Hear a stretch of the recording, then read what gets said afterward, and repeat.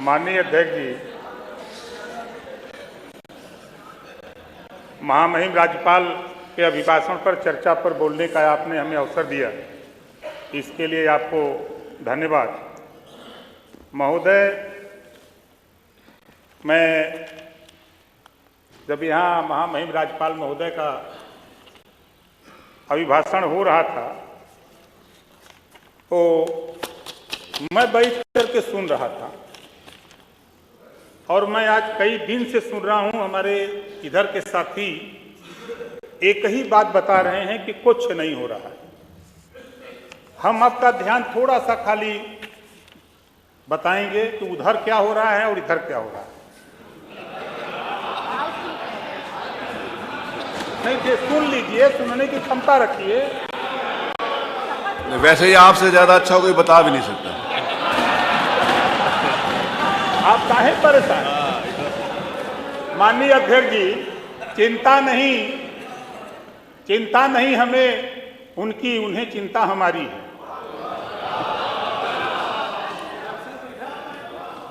शायद पता नहीं, माननीय मुख्यमंत्री जी इसी सदन में कहा था कि जो दिव्यांग सबसे देश में गरीब कमजोर समझा जाता है, जिसके पास किसी के हाथ नहीं, पैर नहीं, नकुला नहीं, आंख नहीं, मुंह नहीं, उसके तरफ भी आप लोगों का ध्यान नहीं था। उसके तरफ जिसके पास हाथ मुंह नकुला था, पैर था, गोड़ था, उसको आप 300 रुपया पेंशन देते थे। जिसके पास हाथ, पैर, गोड़, हाथ, मुंह नकुला था, उसको 500 देते थे। बधाई देता हूं माननीय मुख्यमंत्री योगी आदित्यनाथ जी को, 300 से बढ़ा के 500 किया, आज 1000 रुपया कर दिया। 1000 रुपया, ये आपको नहीं समझ में आएगा, ये बात नहीं समझ में आएगा आपको। दूसरी चीज नहीं समझ लीजिए, काहे घबरा रहे हैं? हमारी मंत्री की चिंता आप मत करो, अपनी चिंता करो कि 27 में आप लोग कुछ लोग बचोगे कि नहीं बचोगे, इसकी चिंता आप करो। हमसे मत पूछो, मैं बार बार कहता हूं, हमारी चिंता मत करो। देखो जो मैं बता रहा हूं भैया, देखो आपकी भी सरकार थी, जरा अपना दिल पे हाथ रख के देखो। हम महाराजा सुहेलदेव जी के वंशज हैं, हम महाराजा सुहेलदेव जी के वंशज हैं। माननीय मुख्यमंत्री जी बैठे हैं। अगर आपके आजमगढ़ में विश्वविद्यालय खुला तो भारतीय जनता पार्टी की सरकार में खुला। आप सांसद थे, हमारे पचपच के नेता, लेकिन याद नहीं आया। आप चले जाइए बहराइच, पार्क बना है, जाके देख भी लीजिएगा। कहीं कभी टहलते हुए जाइएगा।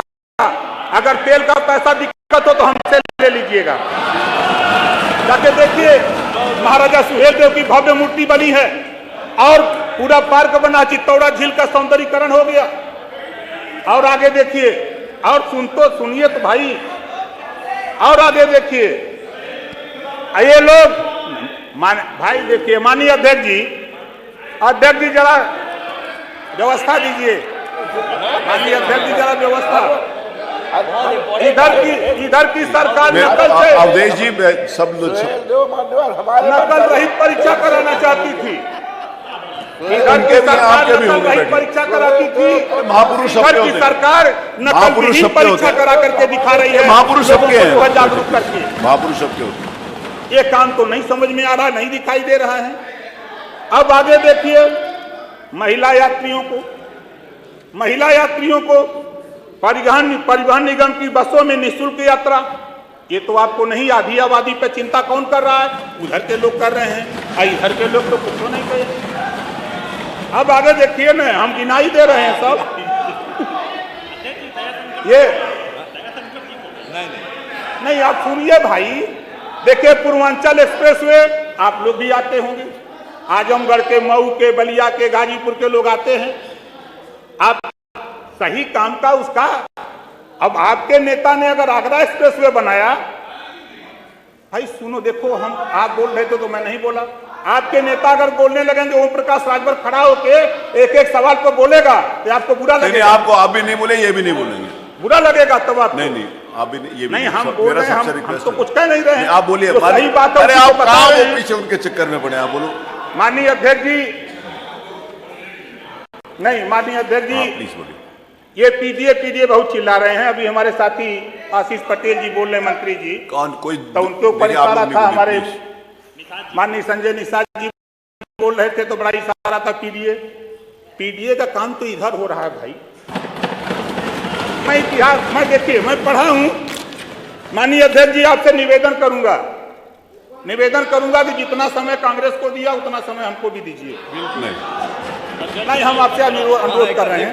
नहीं, सबको देना है। आप नहीं, हमारी बात माननीय पूरा हो जाए। नहीं, आप खत्म लेकिन करिए। नहीं, बात आई है पीडीए की, इस नाते मैं कह रहा हूँ। नहीं, आप संसदीय कार्य आप अपनी बात सीधा करिए। आप इधर उधर के चक्कर में मत रहिए। सपा सरकार ने अपने कार्यकाल में पिछड़ा वर्ग विभाग को औसतन 1300 करोड़ रुपया प्रतिवर्ष छात्रवृत्ति के लिए बजट देते रहे।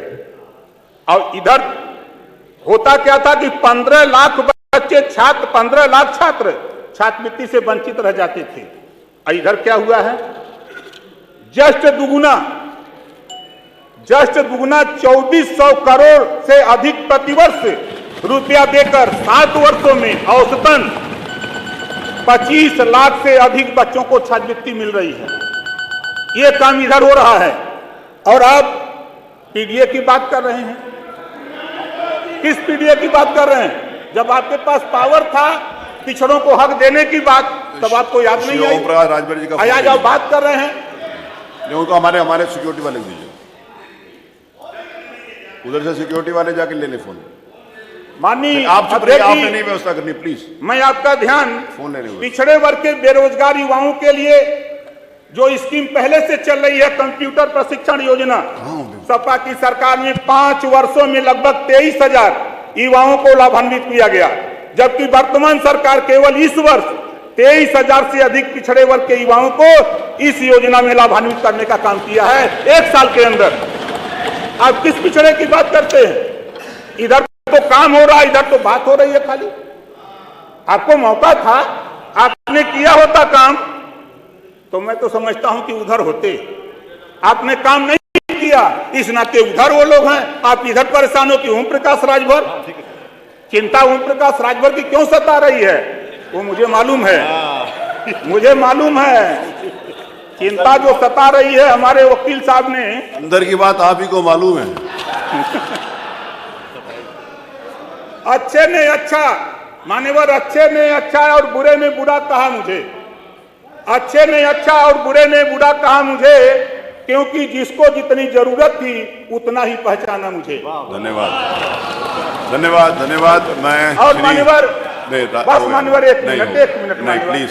मेरे को अच्छा नहीं लगेगा कि मैं आपका माइक बंद कराऊं। 12 मिनट आप वो अनुचित होगा। मैं किसको कितना समय दूं, ये मेरा क्षेत्राधिकार है। मान्यवर, मैं अगर आपका माइक बंद कराऊंगा तो आपको अच्छा नहीं लगेगा। बड़ी पार्टी हमें मानिए नहीं, वो मैं तय करूंगा कौन कितना बोलेगा, प्लीज। कांग्रेस से बड़ी पार्टी नहीं, मैं इस बात का अनुमति नहीं दे रहा। अगर आप आरोप लगा रहे, मैं इस बात का अनुमति नहीं। Umashankar ji, I will not allowed. No, माननीय अध्यक्ष जी, अपनी बात तो पूरी कर लें। नहीं, वो उनको टाइम हो गया, मैंने बात पूरी कर लें। अब इस बात को पूरी कर लीजिए। माननीय अध्यक्ष जी, जब हम लोग, एक सुझाव हमारा है महामहिम राज्यपाल के जो अभिभाषण में हमने देखा कि जो सामाजिक न्याय की बात माननीय मुख्यमंत्री जी ने जो गठित किया है राघवेंद्र सिंह के नेतृत्व में कमेटी, उसकी रिपोर्ट भी 7/9/11 जो हक पिछड़ों का 27% का लूटा जा रहा था, उसको देने के लिए जो आपने टीम बनाई है, जो कमेटी बनाई है, उस कमेटी की रिपोर्ट जो आई है 7/9/11 में बांटने के लिए, कभी समाजवादी पार्टी ने कभी सामाजिक न्याय की तो बात करते हैं, लेकिन सामाजिक न्याय समिति की रिपोर्ट लागू करने की बात कभी नहीं किया समाजवादियों ने। और तो और कभी आपने माननीय देश के प्रधानमंत्री माननीय नरेंद्र मोदी जी देश में रोहिणी आयोग का गठन किया है 27% आरक्षण को पूरे देश में बांट कर देने के लिए, कभी आपके जेहन में नहीं आता है। आप इधर बैठे हो, चर्चा करते हो, मैं सुनता हूं, लेकिन धरातल पे क्या समस्या है? गोंड और खरवार का सर्टिफिकेट नहीं बन रहा है, कहीं कहीं तहसीलों में दिक्कत है, उसकी चिंता तो आपको नहीं है। चिंता अगर है तो इधर के लोगों को है, वो चिंता करके उसको आदेश देने का काम हो रहा है। 4 आदेश बनने जा रहा है और चिंता ओम प्रकाश राजभर को है, माननीय मुख्यमंत्री जी बैठे हैं, और भर राजभर, भाई देखो आपको पीड़ा होगी जब आप बोलेंगे ना, माननीय नेताजी जब आप बोलो, बोलेंगे आप ओम प्रकाश जी तो बुरा लगेगा भैया। आप बोलिए ओम प्रकाश जी, आप बोलिए। इस नाते माननीय अध्यक्ष जी, मैं इस बात को कहना चाहता हूं सिर्फ कि जो ये लोग हल्ला कर रहे हैं, धरातल पे कुछ बचा नहीं, सच्चाई बता रहा हूं, धरातल पे कुछ बचा नहीं है। 24 में फाइनल हो जाएगा, 24 में फाइनल हो जाएगा। माननीय अध्यक्ष जी, एक निवेदन और है, एक जाति है बंजारा। बंजारा पूरे विभिन्न प्रदेशों में एसटी में और एससी में आते हैं, और उत्तर प्रदेश में 1931 की जातिवार जनगणना में इनका गिनती नहीं हुआ था। तो यहाँ उत्तर प्रदेश में जो बंजारा जाति के लोग रहते हैं, उनकी ख्वाहिश है कि हम जब विभिन्न प्रदेशों में एसटी में आते हैं तो हमको उत्तर प्रदेश में भी एसटी में शामिल किया जाए। उनकी डिमांड है, जैसा पत्र माननीय मुख्यमंत्री जी उसमें कार्रवाई में लगे हैं, तो उसको थोड़ा तेजी में हो जाए ताकि उनको भी न्याय मिले मान्यवर। और मान्यवर, मैं तो बधाई देता हूं माननीय मुख्यमंत्री जी को, उत्तर प्रदेश के सभी 75 जिलों में निःशुल्क डायलिसिस की सुविधा हो गई, उधर के लिए भी या इधर के लिए। आप लोग भी अगर बीमार होइएगा तो चले जाइएगा।